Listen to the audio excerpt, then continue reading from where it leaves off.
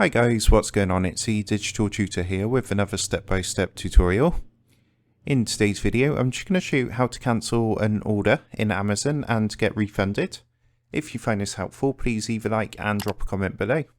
And if you are new to the channel, don't forget to hit that subscribe button for more step-by-step tutorials, how-tos and tips and tricks for everything tech and digital related.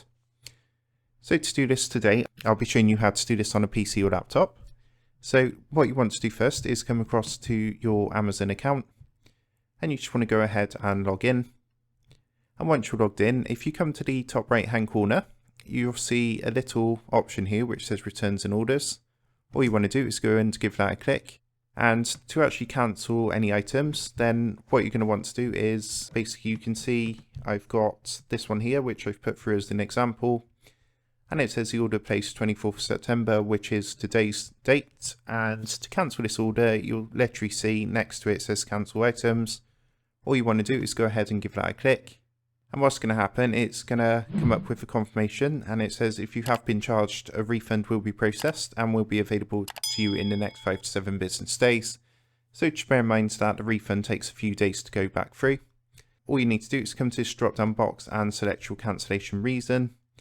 And if you don't want to put anything or specify anything in particular, there is an option at the bottom which says other. So you just want to go ahead and give that a click. Once that's all done, all you need to do is come down and click this yellow cancel selected items in this order.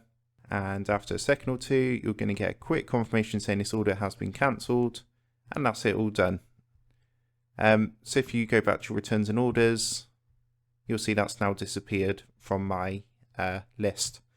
So obviously if you've received the order already, what you need to do is return the item to get a refund.